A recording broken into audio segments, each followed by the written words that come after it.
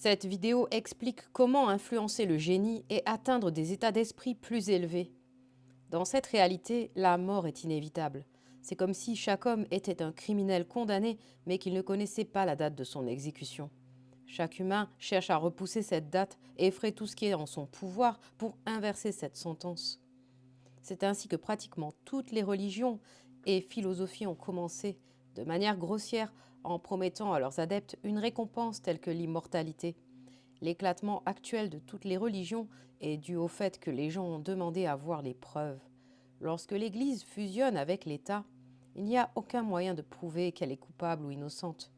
Imaginons que nous partions de zéro. La meilleure chose à faire est d'attaquer le problème en dehors de nos propres idées préconçues. Y a-t-il une quelconque vérité dans les affirmations des différentes religions? La première question sera l'énorme richesse de notre matériel. Entreprendre un examen critique de tous les systèmes serait une tâche sans fin. La nuée de témoins est trop importante. Or, chaque religion est également positive et exige la foi. Nous refusons cette foi en l'absence de preuves positives. Mais nous pouvons utilement nous demander s'il n'y a pas une chose sur laquelle toutes les religions sont d'accord. Et si c'est le cas, il semble possible qu'elle mérite un examen vraiment approfondi. Nous ne la trouverons pas dans les dogmes. Même une idée aussi simple que celle d'un être suprême et éternel est niée par un tiers de l'humanité. Les légendes de miracles sont peut-être universelles, mais en l'absence de preuves, elles contredisent le sens commun. Mais qu'en est-il de l'origine des religions? Comment se fait-il qu'une affirmation non prouvée ait si souvent forcé l'assentiment de toutes les classes de l'humanité? N'est-ce pas un miracle? Il y a cependant une forme de miracle qui se produit certainement, l'influence du génie. Il n'y a pas d'analogie connue dans la nature. On ne peut même pas imaginer un super chien transformant le monde des chiens, alors que dans l'histoire de l'humanité, cela se produit avec régularité et fréquence. Voici donc trois super-hommes, tous en désaccord.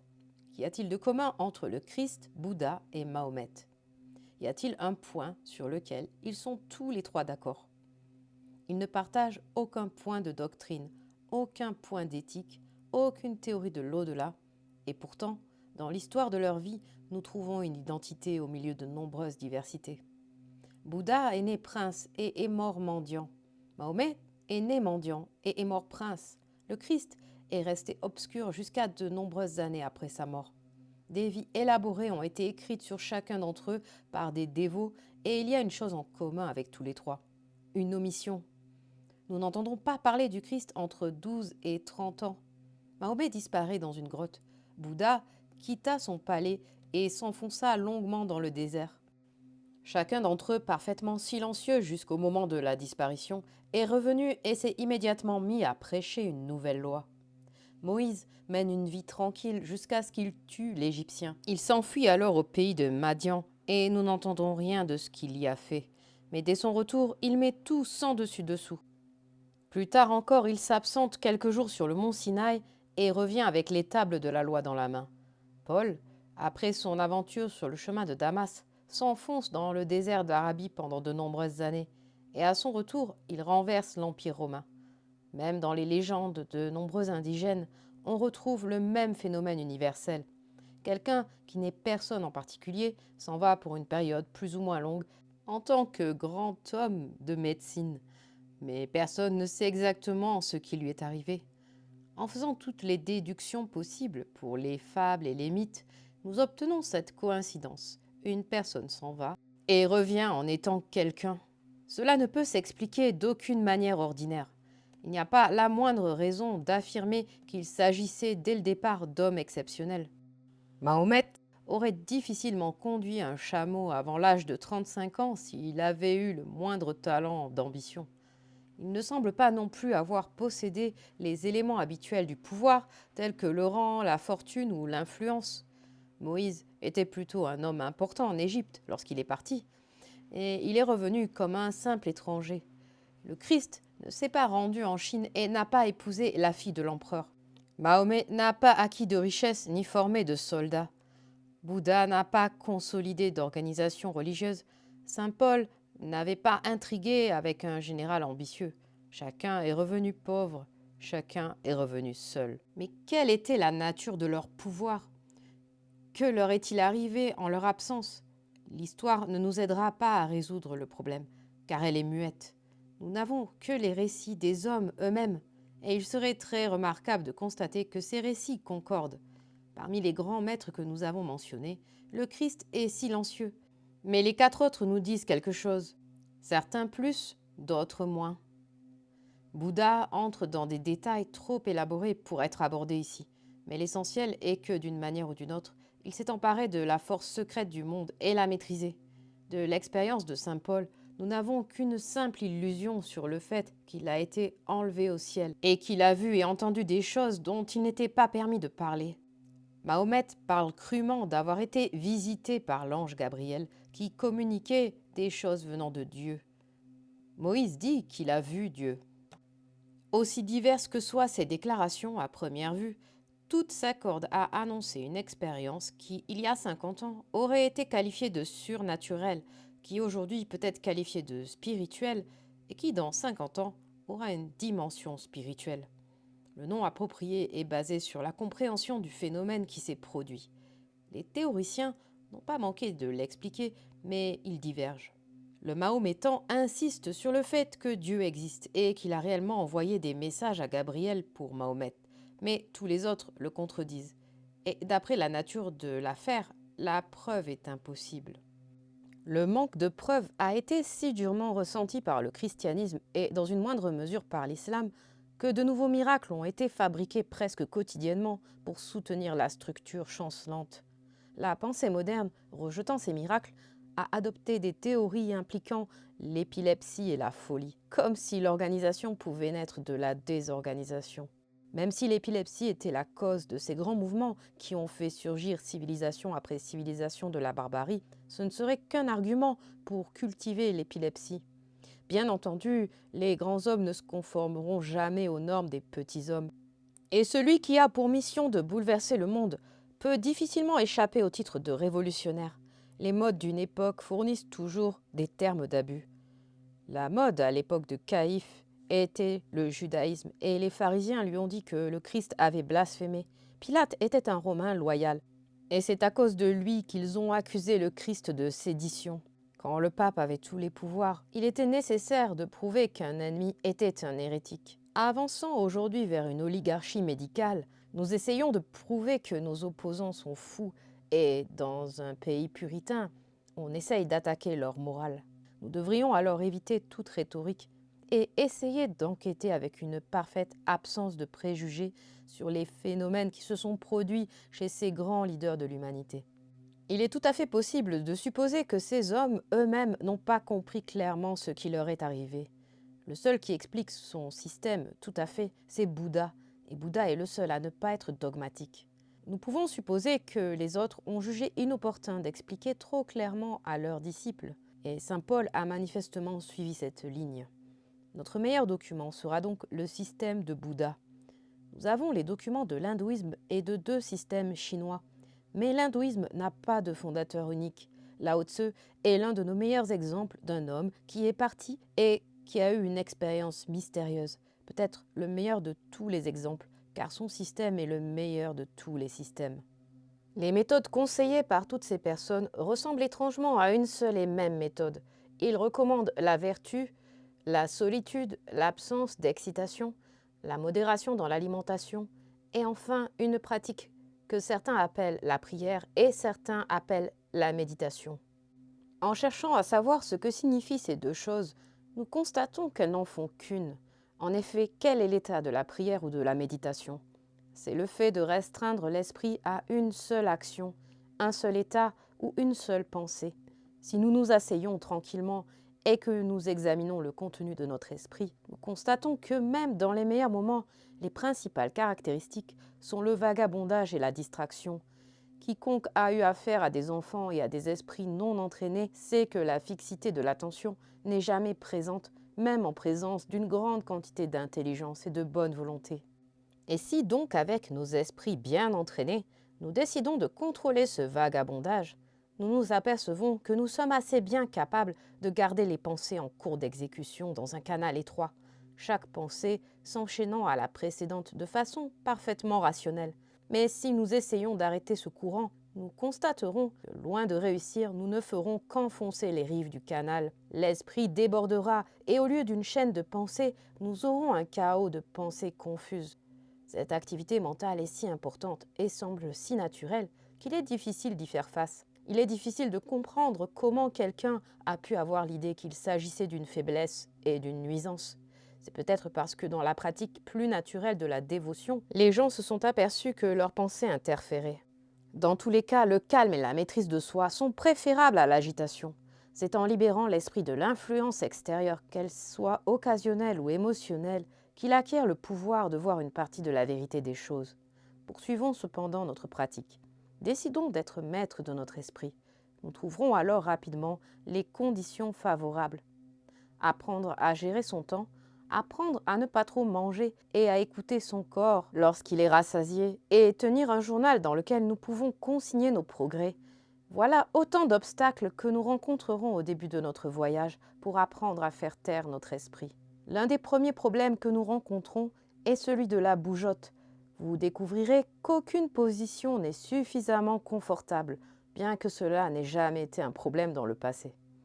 Pour résoudre notre premier problème, nous pouvons utiliser une pratique ancienne appelée asana, qui sera décrite dans quelques instants.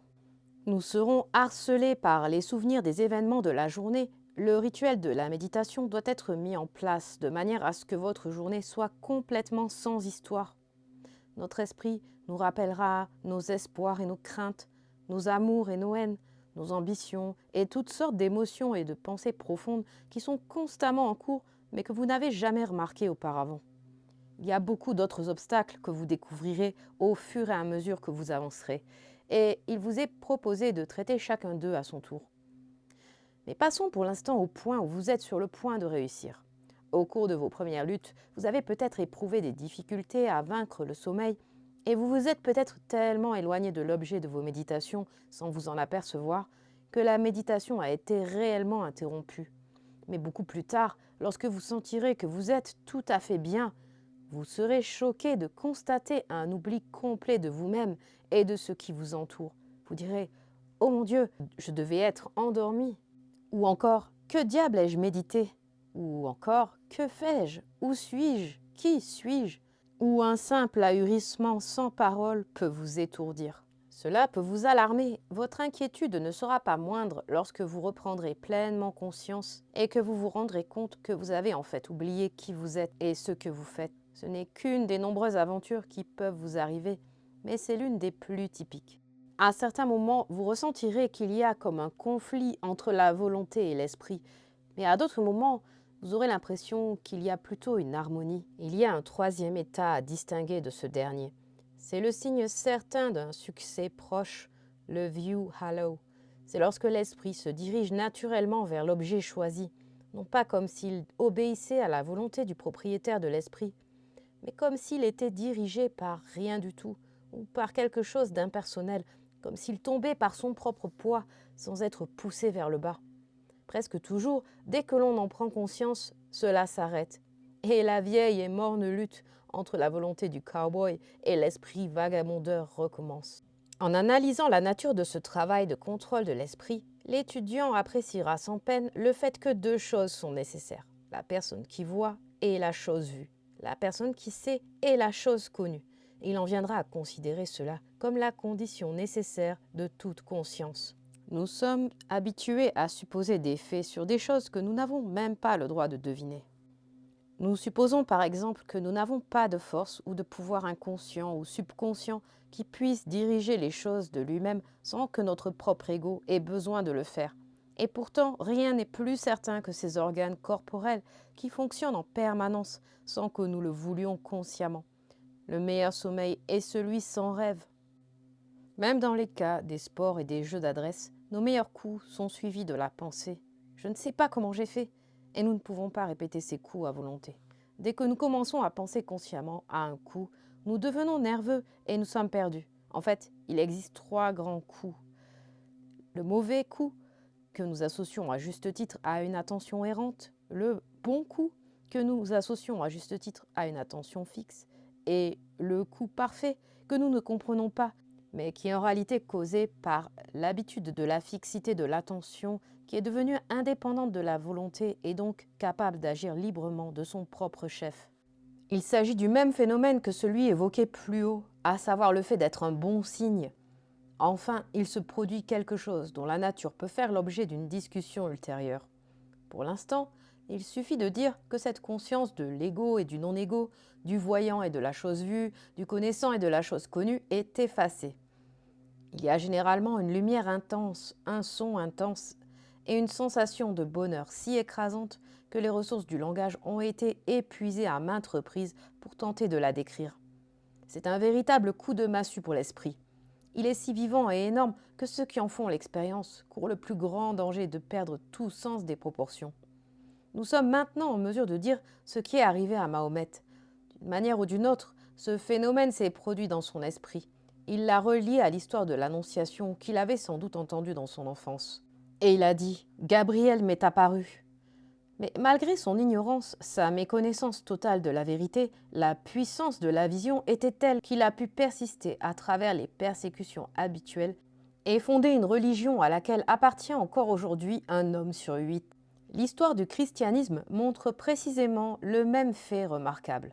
Jésus-Christ a été élevé dans les fables de l'Ancien Testament et a donc été contraint d'attribuer ses expériences à Jéhovah, même si son esprit doux n'avait rien de commun avec le monstre qui commandait toujours le viol des vierges et le meurtre des petits-enfants, et dont les rites étaient encore et sont toujours célébrés par des sacrifices humains. On peut encore souligner que la vie contemplative est généralement opposée à la vie active et qu'il faut un équilibre extrêmement minutieux pour éviter que l'une n'absorbe l'autre. Comme on le verra plus loin, la vision de Dieu ou l'union avec Dieu ou samadhi, ou quel que soit le nom qu'on lui donne, a de nombreux types et de nombreux degrés. Bien qu'il y ait un abîme infranchissable entre le plus petit d'entre eux et le plus grand de tous les phénomènes de la conscience normale. En résumé, nous affirmons qu'il existe une source secrète d'énergie qui explique le phénomène du génie. Nous ne croyons à aucune explication surnaturelle, mais nous insistons sur le fait que cette source peut être atteinte en suivant des règles précises, le degré de réussite dépendant de la capacité du chercheur. Nous n'avons traité dans cette première esquisse que des exemples du génie religieux. D'autres types font l'objet des mêmes remarques, mais les limites de notre espace nous interdisent d'en parler, et non sur la faveur d'un quelconque être divin. Nous affirmons que le phénomène critique qui détermine le succès est une occurrence dans le cerveau caractérisée essentiellement par l'union du sujet et de l'objet. Asana. Le problème qui se pose à nous peut être énoncé simplement.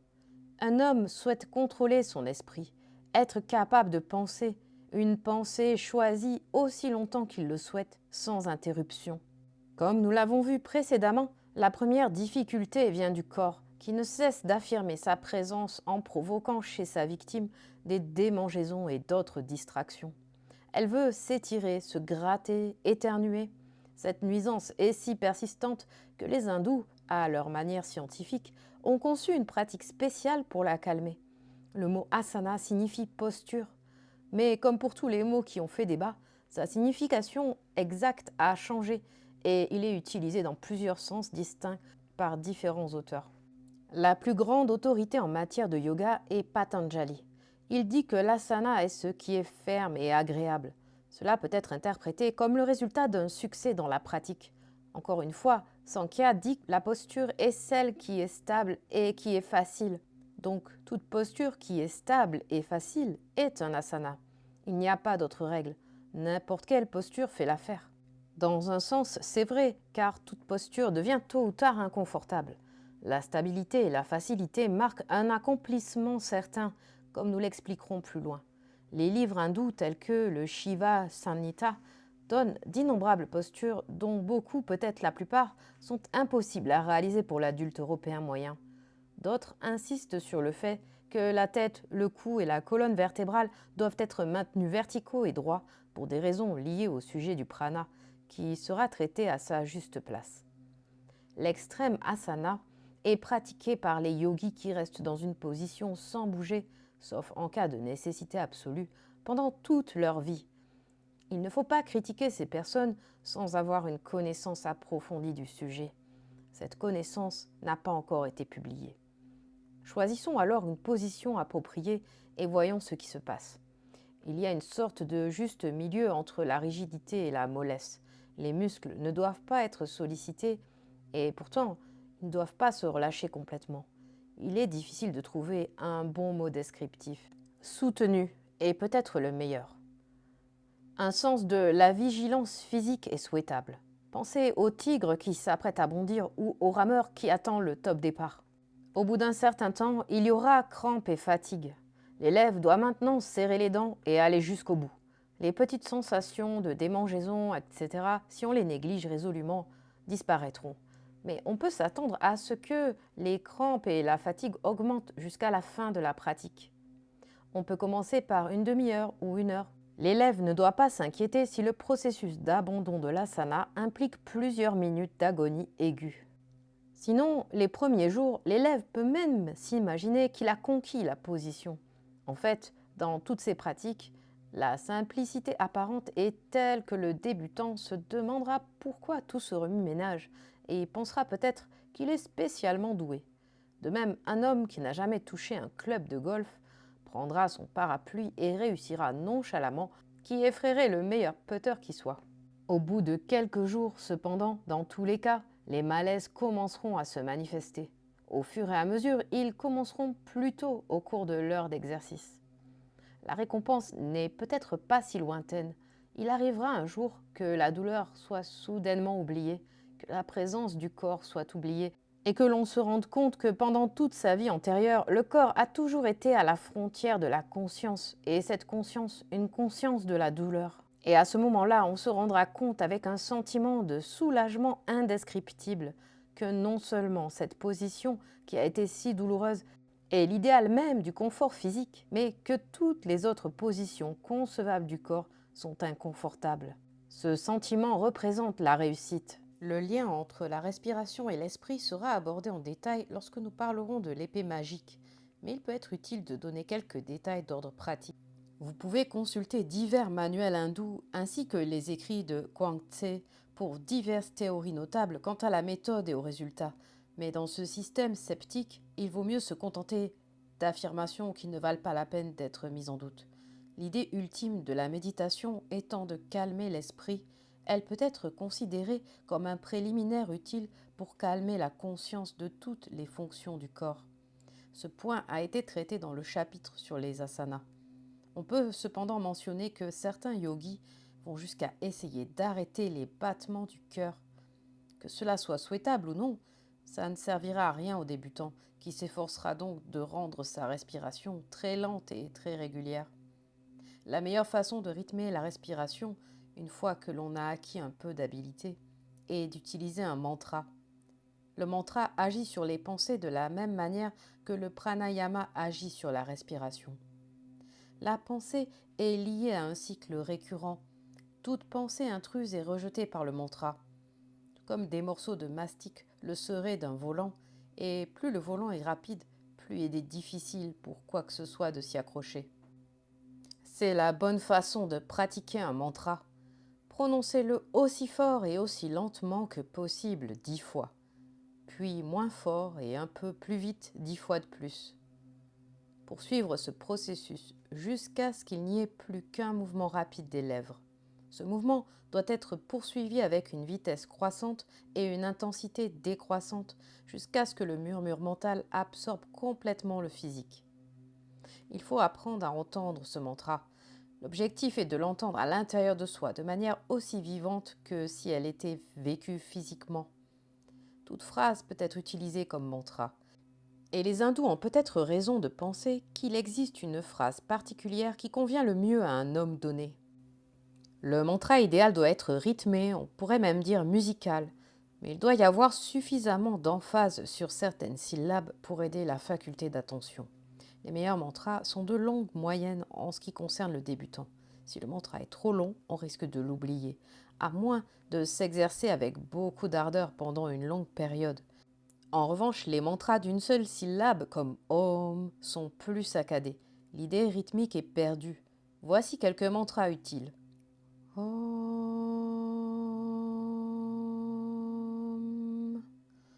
Om Tat Sat Om, Om Shivaya Vashi, Om Shivaya Vashi. Le pranayama ou la régénération de la respiration par cet exercice est particulièrement utile pour calmer les émotions et les appétits. Et que ce soit en raison de l'effet mécanique de la respiration ou de l'action de la respiration, le pranayama est très utile pour calmer les émotions et l'action de la respiration. La pression qu'il exerce ou la combustion complète qu'il assure dans les poumons semble être admirable du point de vue de la santé.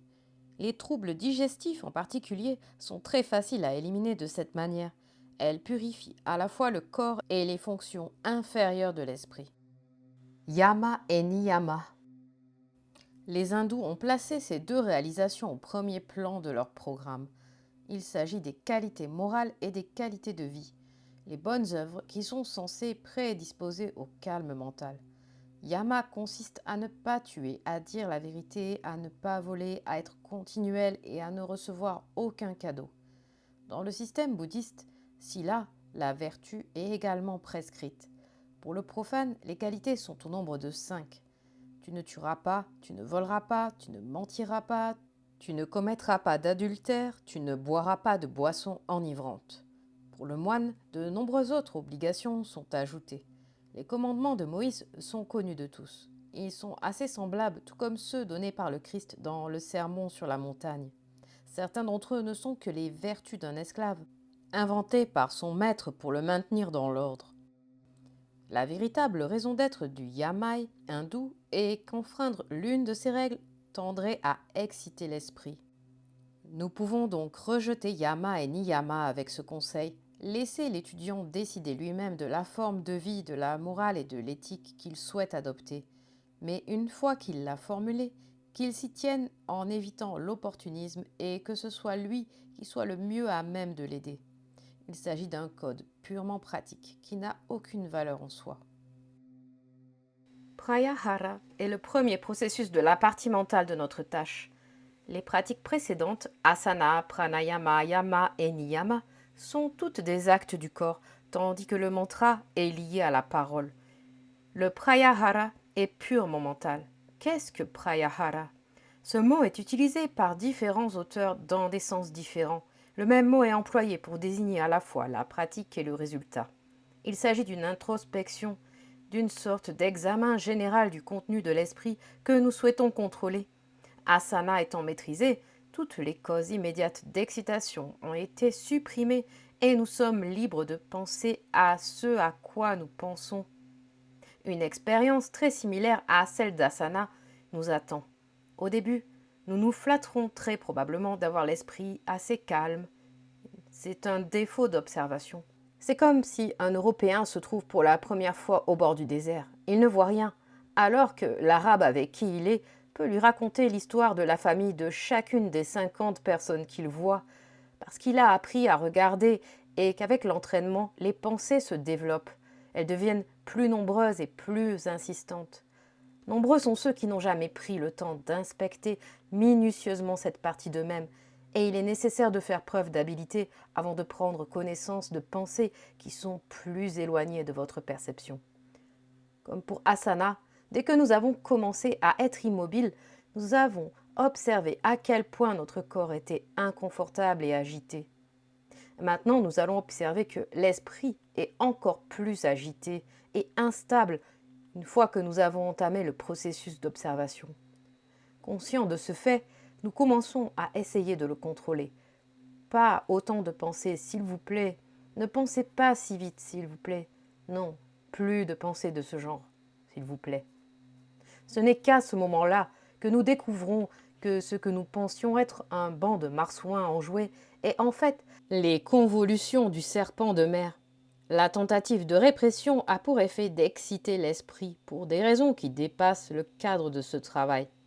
Lorsque l'élève, sans méfiance, s'approche pour la première fois de son saint mais rusé gourou et lui demande des pouvoirs magiques, le sage lui répond qu'il les lui conférera et lui indique avec beaucoup de prudence et de secret un endroit particulier du corps de l'élève qui n'a jamais attiré son attention auparavant et lui dit: pour obtenir ce pouvoir magique que tu cherches, tout ce que tu as à faire, c'est de te laver 7 fois dans le Gange pendant 7 jours en veillant particulièrement à ne pas penser à cet endroit.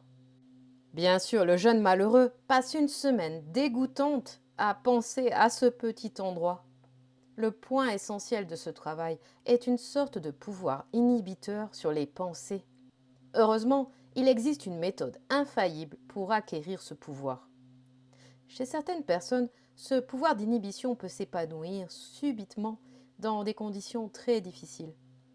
La façon de procéder est à peu près la même qu'avec Asana. Sans aucun relâchement de la vigilance, l'esprit s'apaise soudainement. Le résultat est une merveilleuse sensation de paix et de repos, tout à fait différente de la sensation de léthargie produite par la suralimentation. Maintenant que nous avons appris à observer l'esprit, que nous savons comment il fonctionne dans une certaine mesure, et que nous avons commencé à comprendre les éléments de contrôle, nous pouvons essayer de rassembler tous les pouvoirs de l'esprit et tenter de les concentrer sur un seul point. Nous savons qu'il est assez facile pour un esprit cultivé ordinaire de réfléchir sans trop de distraction sur un sujet qui l'intéresse beaucoup. Dès lors que l'élève prend un sujet simple, ou plutôt un objet simple, et qu'il l'imagine ou le visualise, il s'aperçoit qu'il ne s'agit pas tant de sa créature que de ce qu'il pensait. D'autres pensées envahissent l'esprit, de sorte que l'objet est complètement oublié, peut-être pendant des minutes entières, et à d'autres moments, l'objet lui-même commence à jouer toutes sortes de tours. Supposons que vous ayez choisi une croix blanche. Elle déplacera sa barre de haut en bas, la allongera, la tournera en oblique, aura des bras inégaux, se renversera, poussera des branches, aura une fissure autour d'elle ou une figure dessus, changera complètement de forme ou de taille et de distance. Dans l'ensemble, il changera de degré d'illumination et en même temps de couleur. Elle deviendra tachetée. Des motifs en rangée apparaîtront. Il tombera, se tordra, se tournera. Des nuages passeront dessus. Il n'y a pas de changement concevable dont il soit incapable, sans parler de sa disparition totale et de son remplacement par quelque chose de tout à fait différent. La première semaine, cela peut sembler plutôt amusant et vous pouvez même penser que vous progressez. Mais au fur et à mesure que la pratique vous apprend ce que vous faites, vous deviendrez apparemment de plus en plus mauvais. Lors de cette pratique, vous devez être assis en asana et avoir un carnet de notes et un crayon à côté de vous, ainsi qu'une montre devant vous. Vous ne devez pas pratiquer plus de 10 minutes à la fois afin de ne pas risquer de fatiguer le cerveau. En fait, vous constaterez probablement que la totalité de votre volonté n'est pas suffisante pour vous concentrer sur un sujet pendant 3 minutes, ou même, en apparence, pendant 3 secondes ou les 3/5 d'une seconde. L'élève est censé compter le nombre de fois que sa pensée s'égare. Il peut le faire sur ses doigts ou sur un chapelet de perles. Si ces interruptions semblent devenir plus fréquentes au lieu de diminuer, l'élève ne doit pas se décourager. Cela est dû en partie à l'augmentation de sa précision d'observation. Nous supposerons donc que vous avez atteint le stade où votre pratique moyenne sur un sujet est d'environ une demi-heure et le nombre moyen de pauses entre 10 et 20. On pourrait supposer que cela implique que pendant les périodes entre les pauses, on est vraiment concentré, mais ce n'est pas le cas. L'esprit vacille, bien qu'imperceptiblement. Cependant, il peut y avoir suffisamment de stabilité réelle, même à ce stade précoce, pour provoquer des phénomènes très frappants, dont le plus marqué est celui qui vous fera probablement penser que vous vous êtes endormi. Vous oublierez complètement qui vous êtes, ce que vous êtes et ce que vous faites. Un phénomène similaire se produit parfois lorsque l'on est à moitié réveillé le matin et que l'on n'arrive pas à savoir dans quelle ville on vit. La similitude de ces deux phénomènes est assez significative. Elle suggère que ce qui se passe réellement c'est que vous vous réveillez du sommeil que les hommes appellent l'éveil, le sommeil dont les rêves sont la vie. Il existe une autre façon de tester ces progrès dans cette pratique, et c'est le caractère des pauses. Les pauses sont classées comme suit. Tout d'abord, les sensations physiques. Celles-ci devraient avoir été surmontées par asana. Deuxièmement, les pauses qui semblent dictées par les événements précédant immédiatement la méditation. Leur activité devient énorme. C'est par cette pratique que l'on comprend tout ce qui est réellement observé par les sens, sans que l'esprit n'en prenne conscience. Troisièmement, il y a une catégorie de pauses qui participent de la nature de la rêverie ou du rêve éveillé. Ces pauses sont très insidieuses.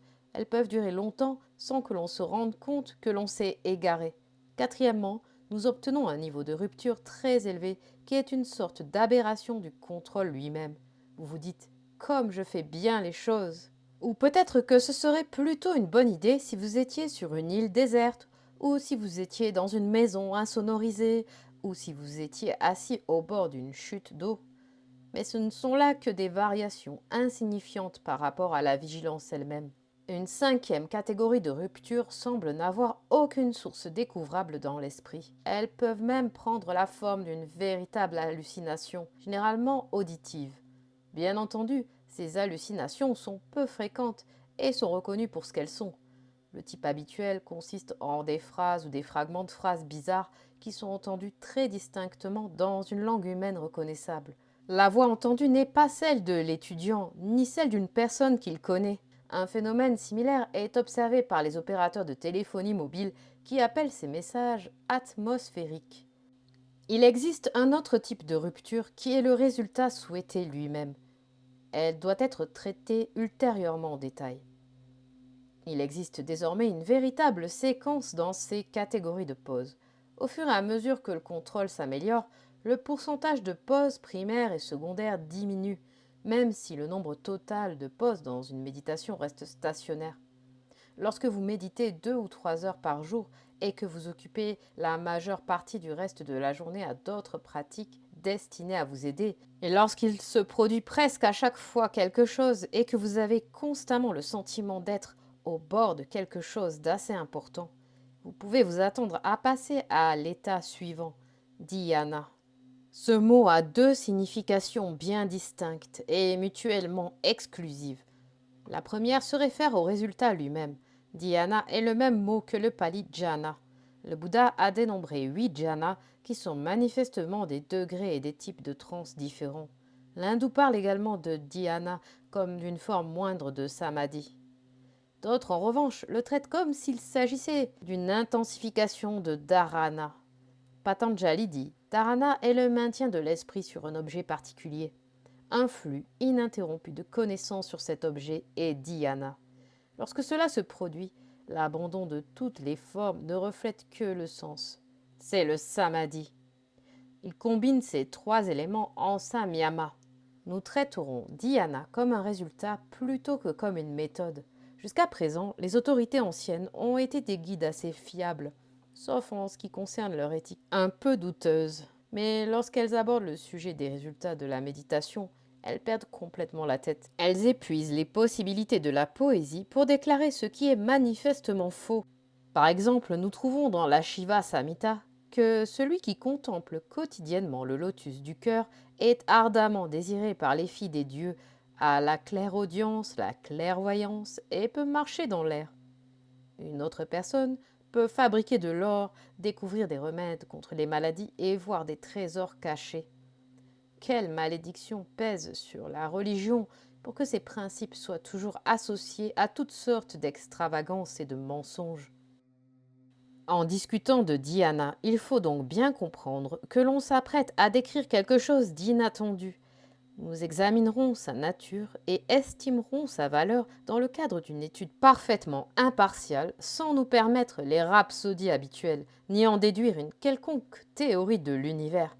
On aura compris que dharana, dhyana et samadhi forment un processus continu et que le moment exact de l'apogée n'a pas d'importance. C'est de ce point culminant que nous devons parler, car c'est une question d'expérience et une expérience très frappante. Au cours de notre concentration, nous avons remarqué que le contenu de l'esprit se composait à tout moment de deux choses et pas davantage.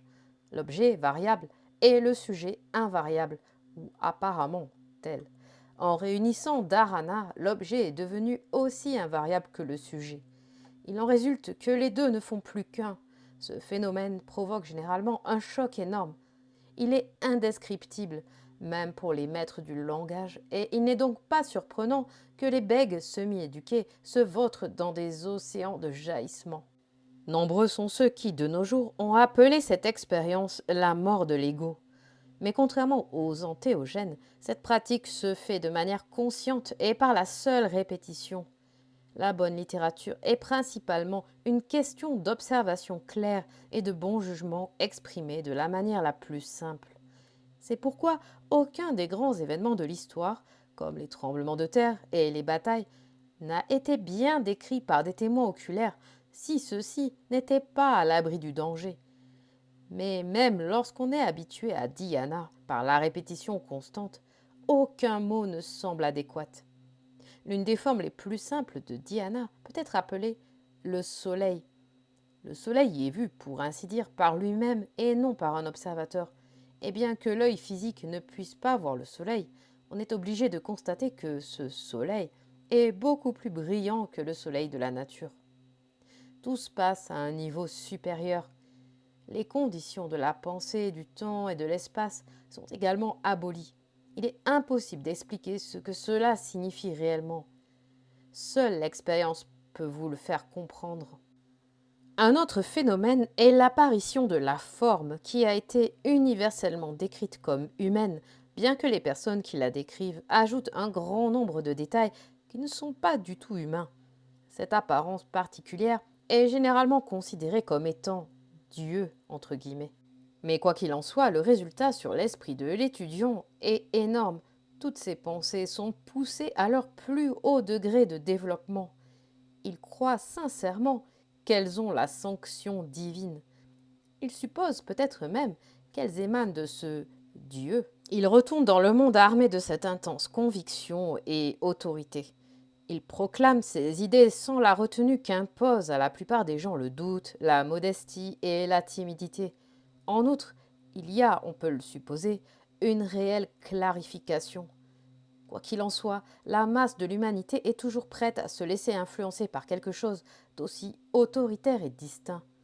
L'histoire est pleine de récits d'officiers qui se sont approchés sans armes d'un régiment mutin et l'ont désarmé par la seule force de la confiance. Le pouvoir de l'orateur sur la foule est bien connu. C'est probablement pour cette raison que le prophète a pu contraindre l'humanité à obéir à sa loi. Ce pouvoir est d'ailleurs ce que les magiciens appellent le pouvoir d'invisibilité. Il suffit de croire qu'une chose doit être pour qu'elle se réalise. Cette conviction ne doit pas être émotionnelle ou intellectuelle. Elle réside dans une partie plus profonde de l'esprit. Mais une partie pas si profonde que la plupart des hommes, probablement tous les hommes qui réussissent, comprendront ces mots, car ils ont leur propre expérience avec laquelle ils peuvent la comparer. Le facteur le plus important de dhyana est cependant l'annihilation de l'ego.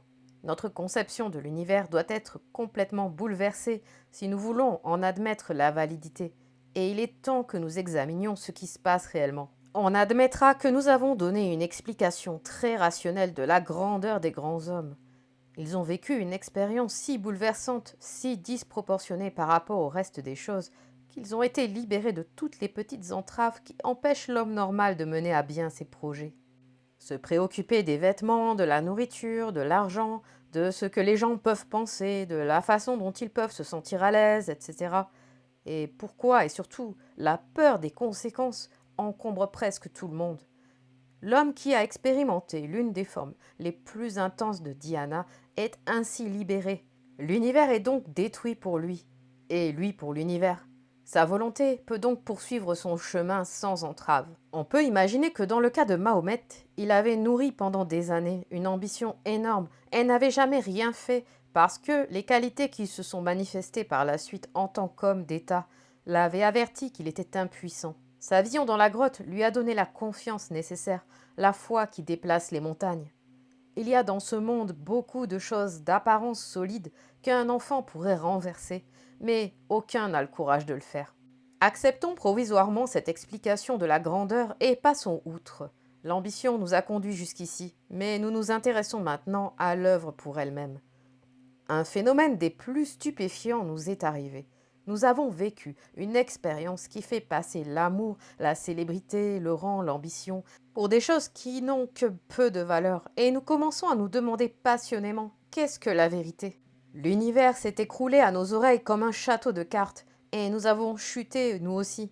Pourtant cette ruine est comme l'ouverture des portes du ciel.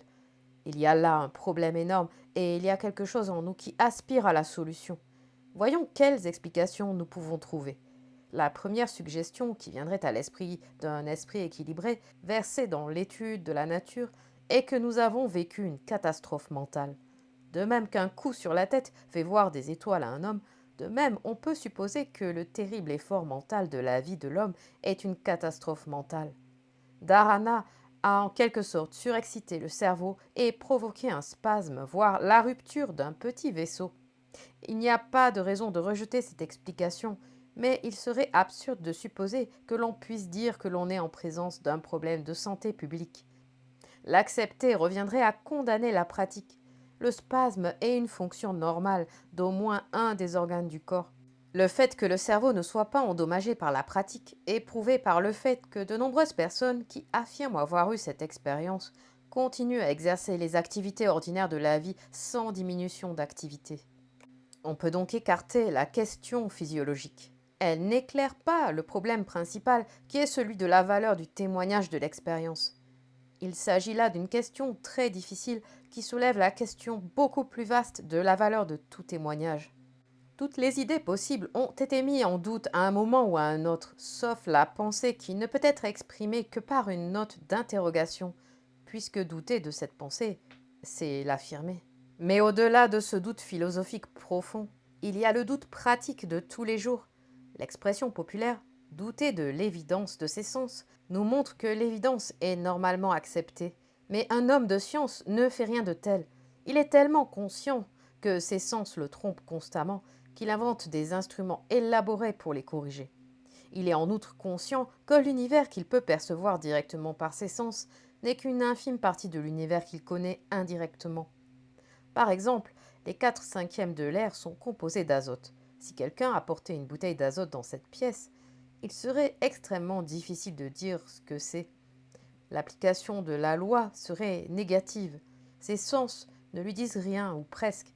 L'argon n'a été découvert qu'en comparant le poids de l'azote chimiquement pur avec celui de l'azote de l'air. Ceci a souvent été fait, mais personne ne disposait d'instruments suffisamment fins pour percevoir l'écart. Si vous deviez demander à un homme de science du début des années 1900 sa théorie du réel, il vous dirait que l'éther, qui ne peut être perçu par aucun des sens ni détecté par aucun instrument, et qui possède des qualités qui sont, pour utiliser un langage ordinaire, impossibles, est beaucoup plus réel que la chaise sur laquelle il est assis. La chaise n'est qu'un fait et son existence est attestée par une personne très faillible. L'éther est la déduction nécessaire de millions de faits qui ont été vérifiés à maintes reprises et contrôlés par tous les tests de vérité possibles. Il n'y a donc aucune raison a priori de rejeter quoi que ce soit au motif qu'il n'est pas directement perçu par les sens. Passons à un autre point. L'un de nos critères de vérité est la vivacité de l'impression. Un événement isolé dans le passé, sans grande importance, peut être oublié. Et si l'on s'en souvient d'une manière ou d'une autre, on peut se demander: l'ai-je rêvé ou cela s'est-il réellement produit? Ce qui ne peut jamais être oublié, c'est la catastrophe. Il suffit de dire ici que Dhyana doit être considérée comme l'activité la plus importante de l'humanité, l'expérience la plus marquante et la plus catastrophique de toutes. Toute personne ayant vécu cette expérience le confirmera. Il est donc difficile de surestimer la valeur d'une telle expérience pour l'individu, d'autant plus que c'est toute sa conception des choses, y compris sa conception la plus profonde, la norme à laquelle il a toujours tout référé, son propre moi, qui est renversé. Lorsque nous essayons de l'expliquer par une hallucination, une suspension temporaire des facultés ou quelque chose de semblable, nous nous trouvons dans l'impossibilité de le faire. Vous ne pouvez pas discuter avec un éclair qui vous a renversé. Toute simple théorie est facile à remettre en question. On peut trouver des failles dans le processus de raisonnement, on peut supposer que les prémices sont fausses d'une manière ou d'une autre. Mais dans ce cas, si l'on s'attaque aux preuves de Dhyana, l'esprit est stupéfait par le fait que toutes les autres expériences, attaquées dans le même sens, tomberont beaucoup plus facilement. Quelle que soit la manière dont nous l'examinons, le résultat sera toujours le même. Dhyana peut être faux, mais si c'est le cas, tout le reste l'est aussi. L'esprit refuse de se reposer sur la croyance en l'irréalité de ses propres expériences. Ce n'est peut-être pas ce qui semble être, mais ce doit être quelque chose, et si dans l'ensemble la vie ordinaire est quelque chose, combien plus doit être celle à la lumière de laquelle la vie ordinaire semble n'être rien. Un homme en dhyana a la même certitude banale qu'un homme se réveillant d'un cauchemar. Je ne suis pas tombé 1000 étages, ce n'était qu'un mauvais rêve. De même, l'homme qui a fait l'expérience de dhyana réfléchit. Je ne suis pas ce misérable insecte, cet imperceptible parasite de la terre. Ce n'était qu'un mauvais rêve. Il est probablement rare qu'une seule expérience bouleverse aussi radicalement toute la conception de l'univers, de même que parfois, dans les premiers moments de l'éveil, il subsiste un demi-doute quant à la réalité du rêve ou de l'éveil, mais au fur et à mesure que l'on acquiert de l'expérience, lorsque dhyana n'est plus un choc, lorsque l'étudiant a eu tout le temps de se sentir chez lui dans le nouveau monde, cette conviction deviendra absolue. Une autre considération rationaliste est la suivante. L'étudiant n'a pas essayé d'exciter l'esprit, mais de le calmer, pas de produire une pensée, mais d'exclure toutes les pensées, car il n'y a pas de lien entre l'objet de la méditation et le dhyana. Pourquoi devons-nous supposer une interruption de l'ensemble du processus, d'autant plus que l'esprit ne porte aucune trace ultérieure d'une quelconque interférence telle que la douleur ou la fatigue? Une fois n'est pas coutume, l'image hindoue exprime la théorie la plus simple. Cette image est celle d'un lac dans lequel se déplacent 5 glaciers. Les glaciers sont les sens. Tant que la glace, les impressions, se détachent constamment dans le lac, les eaux sont troublées. Si l'on arrête les glaciers, la surface devient calme. Alors, seulement, elle peut refléter sans interruption le disque du soleil. Ce soleil est l'âme ou Dieu. Nous devrions toutefois éviter ces termes pour l'instant, en raison de leur implication. Parlons plutôt de ce soleil comme d'une chose inconnue dont la présence a été masquée par toutes les choses connues et par le connaisseur. Il est probable aussi que le souvenir que nous gardons de Dhyana n'est pas le phénomène lui-même, mais l'image qu'il a laissée dans l'esprit. Nous pouvons cependant accepter provisoirement le point de vue selon lequel Dhyana est réel et donc plus important pour nous-mêmes que toutes les autres expériences. Cet état a été décrit non seulement par les hindous et les bouddhistes, mais aussi par les mahométans et les chrétiens. Dans les écrits chrétiens, cependant, le parti pris dogmatique profondément enraciné a rendu leurs documents sans valeur pour l'homme moyen. Ils ignorent les conditions essentielles de dhyana et insistent sur l'inessentiel, bien plus que les meilleurs écrivains indiens. Mais pour toute personne ayant de l'expérience et une certaine connaissance des religions comparées, l'identité est certaine. Nous pouvons maintenant passer au samadhi. On a écrit plus de bêtises qu'il n'en faut sur le samadhi.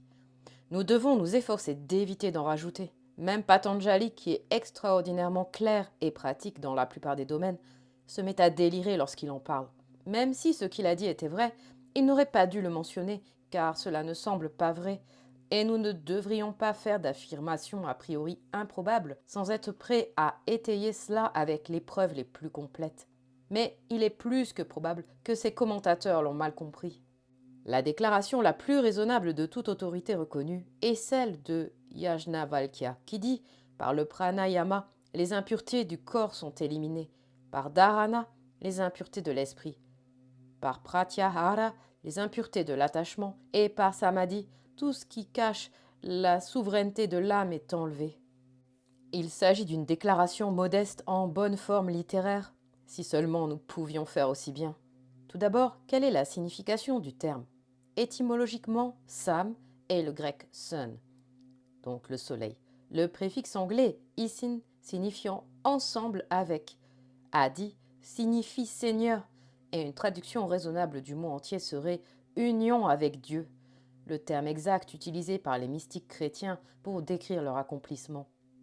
La confusion est grande, car les bouddhistes utilisent le mot samadhi pour désigner quelque chose d'entièrement différent, la simple faculté d'attention. Ainsi pour eux, penser à un chat, c'est faire samadhi sur ce chat. Ils utilisent le mot jhana pour décrire les états mystiques. C'est excessivement trompeur, car comme nous l'avons vu dans la dernière section, dhyana est un préliminaire à samadhi. Et bien sûr, jhana n'est que la misérable corruption plébéienne en langue pali de ce mot. Le vulgarisme et le provincialisme du canon bouddhiste sont infiniment répugnants pour tous les bons esprits, et la tentative d'utiliser les termes d'une philosophie centrée sur l'ego pour expliquer les détails d'une psychologie dont la doctrine principale est la négation de l'ego a été l'œuvre d'un idiot malicieux. Il existe de nombreux types de samadhi. Certains auteurs considèrent Atma Darshana, l'univers en tant que phénomène unique sans condition, comme le premier véritable samadhi. Si nous acceptons cela, nous devons reléguer de nombreux états moins exaltés dans la classe de dhyana. Patanjali énumère un certain nombre de ces états. Les pratiquer sur différentes choses donne différents pouvoirs magiques. C'est du moins ce qu'il dit. Il n'est pas nécessaire d'en débattre ici. Quiconque veut des pouvoirs magiques peut les obtenir de dizaines de façons différentes. Le pouvoir croît plus vite que le désir. Le corps qui veut de l'argent pour acheter des soldats de plomb se met au travail pour l'obtenir, et lorsqu'il l'a obtenu, il veut quelque chose d'autre à la place, selon toute probabilité, quelque chose qui est juste au-dessus de ses moyens. Telle est la splendide histoire de tout progrès spirituel. On ne cesse de prendre la récompense. Nous ne nous préoccupons donc pas du tout de ce qu'un samadhi peut ou ne peut pas apporter en ce qui concerne ses résultats dans notre vie. La mort a maintenant perdu toute signification. L'idée de la mort dépend de celle de l'ego et du temps. Ces idées ont été détruites. Et ainsi, la mort est engloutie dans la victoire. Nous ne nous intéressons plus qu'à ce qu'est le samadhi en lui-même et aux conditions qui le provoquent. Essayons une dernière définition. Dhyana ressemble à samadhi à bien des égards. Il y a union de l'ego et du non-ego, et perte des sens du temps, de l'espace et de la causalité. La dualité, sous toutes ses formes, est abolie. L'idée de temps implique celle de deux choses consécutives. Celle de l'espace, deux choses non coïncidentes. Celle de la causalité, deux choses liées. Ces conditions dhyaniques contredisent celles de la pensée normale, mais elles sont beaucoup plus marquées dans le samadhi que dans le dhyana. Et alors que dans ce dernier cas, il semble s'agir d'une simple union de deux choses, dans le premier cas, il semble que toutes les choses se précipitent ensemble et s'unissent. On pourrait dire que dans le dhyana, il y avait encore cette qualité latente que l'un existant était supposé au multiple inexistant. Dans le samadhi, le multiple et l'un sont unis dans une union de l'existence avec la non-existence. Cette définition n'est pas le fruit de la réflexion, mais de la mémoire. De plus, il est facile de maîtriser le truc ou le tour de dhyana.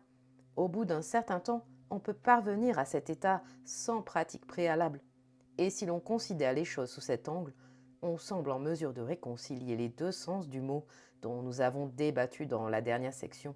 D'en bas, dhyana ressemble à une transe, une expérience si extraordinaire que l'on ne peut penser à rien de plus grand, alors que d'en haut, il s'agit simplement d'un état d'esprit aussi naturel que n'importe quel autre.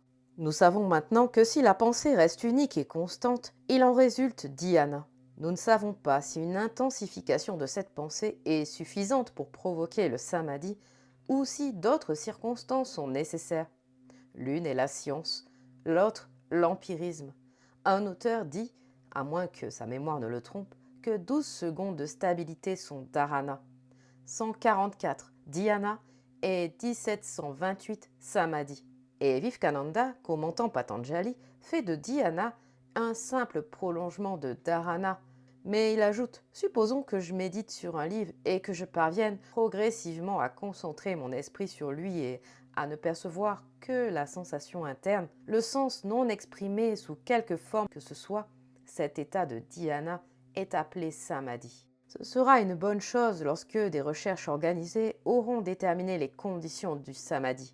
Mais en attendant, Il ne semble pas y avoir d'objection particulière à ce que nous suivions la tradition et que nous utilisions les mêmes objets de méditation que nos prédécesseurs, à la seule exception que nous noterons en temps voulu. La première catégorie d'objets pour une méditation sérieuse, par opposition à la pratique préliminaire dans laquelle on doit s'en tenir à des objets simples et reconnaissables dont la définition est facile à maintenir, est constituée de diverses parties du corps. Les hindous ont un système élaboré d'anatomie et de physiologie qui n'a apparemment aucune référence au fait de la salle de dissection. Les 7 chakras sont les plus importants de cette catégorie. Il existe également différents nerfs tout aussi mythiques. La deuxième catégorie est celle des objets de dévotion, tels que l'idée ou la forme de la divinité, ou le cœur ou le corps de votre maître ou d'un homme que vous respectez profondément. Cette pratique n'est pas à recommander car elle implique un biais de l'esprit. Vous pouvez également méditer sur vos rêves. Cela semble superstitieux, mais l'idée est que vous avez déjà une tendance, indépendante de votre volonté consciente, à penser à ces choses qui seront par conséquent plus faciles à penser que d'autres. La nature des classes précédentes et des autres classes montre bien que c'est là l'explication. On peut aussi méditer sur tout ce qui nous attire particulièrement. Mais dans tout cela, on est enclin à suggérer qu'il sera meilleur et plus convaincant que la méditation soit dirigée vers un objet qui en soi est apparemment sans importance. Il ne faut pas que l'esprit soit excité de quelque manière que ce soit, même par l'adoration. Les hindous affirment que la nature de l'objet détermine le samadhi, c'est-à-dire la nature de ces samadhis inférieurs qui confèrent ce qu'on appelle des pouvoirs magiques. Par exemple, il y a les yoga pravriti. En méditant sur le bout du nez, on obtient ce que l'on peut appeler l'odeur idéale, c'est-à-dire une odeur qui n'est pas une odeur particulière, mais l'odeur archétypale dont toutes les odeurs actuelles sont des modifications. C'est l'odeur qui n'est pas une odeur. C'est la seule description raisonnable, car l'expérience étant contrainte à la raison, il est logique que les mots qui la décrivent soient eux aussi contraires à la raison. Le samadhi par excellence, cependant, c'est Atmadarsana, qui pour certains, et ceux qui ne sont pas les moins instruits, est le premier vrai samadhi, car même les visions de Dieu et du soi sont entachées par la forme. Dans l'Atmadarshana, le tout se manifeste comme l'un, c'est l'univers libéré de ses conditions. Non seulement toutes les formes et les idées sont détruites, mais aussi les conceptions qui sont implicites dans l'idée que nous nous faisons de ces idées. Chaque partie de l'univers est devenue le tout, et les phénomènes et les noumènes, c'est-à-dire la réalité tangible, ne s'opposent plus.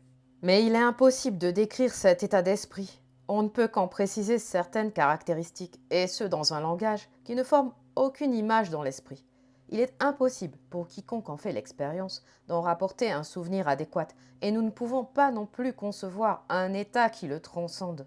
Il existe cependant un état beaucoup plus élevé, appelé le Shivardhana, dont il suffit de dire qu'il est la destruction de l'état précédent, son annihilation. Et pour comprendre cet effacement, il ne faut pas imaginer le néant, le seul nom qui lui soit donné, comme négatif, mais comme positif. L'esprit normal est une bougie dans une pièce sombre. Ouvrez les volets et la lumière du soleil rend la flamme invisible. C'est une bonne image de Dhyana. Mais l'esprit refuse de trouver une image pour Atmadarshana.